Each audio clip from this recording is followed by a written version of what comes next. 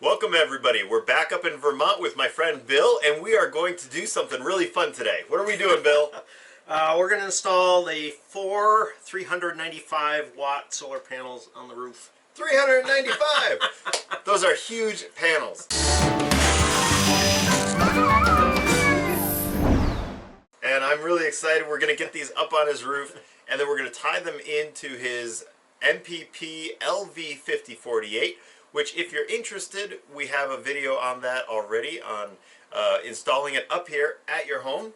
Because these panels are larger, instead of putting two sets of legs, I decided for three. Also, we're up in a pretty high snow area up here, and I was a little concerned about the snow weight. So I think with the three spaced out on here, they should work out really well. The power up here is not as stable as one would like, so the backup system is going to be used when the power goes out. And again, since we installed the battery in earlier this year, the power has gone out about 5 times where we've had to use the system. So the reason why the panels are tilted instead of flat on the roof is the roof faces southeast, and I wanted to kind of camp them up to give them a little bit more southern exposure. The way they're facing is almost exactly south at this point. You can see it's laying flat in between two ribs. So here's a rib and here's a really big rib. So we don't want this foot to sit on either rib. So we've got it in between the two. And I'm going to take the marker and I'm just going to mark the center points over here as well.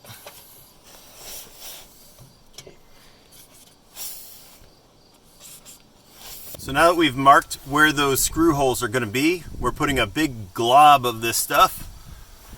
All right. Because now we know where that hole is going to wind up. So next is this gasket, which came with the aluminum bracket kit for the solar panels. And I'll leave a link to the kit. Now these bracket kits have adjustable legs, stainless steel hardware.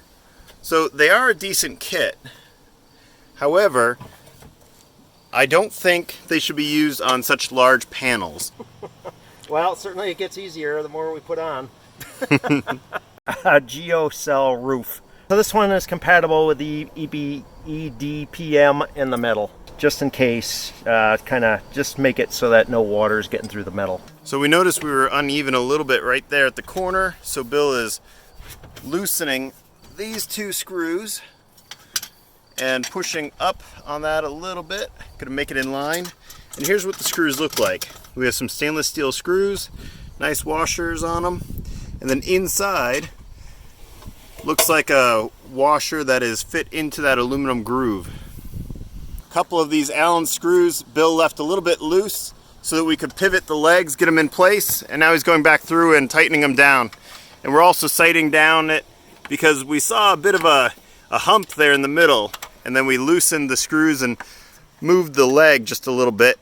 So the legs are adjustable, so we saw a hump upward.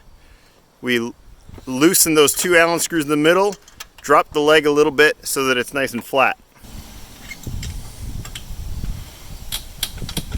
I grew up just doing a lot of shortwave and a lot of, listening to the different broadcasts. So on that tower, we have an FM antenna, we have a TV antenna, the S1, and then we have a scanner antenna on the top, a wideband scanner antenna. And actually off the back side is a shortwave antenna. So we got all the bands covered. It has a rain gauge on it, wind speed and direction, so it gives you a pretty good idea what's going on outside.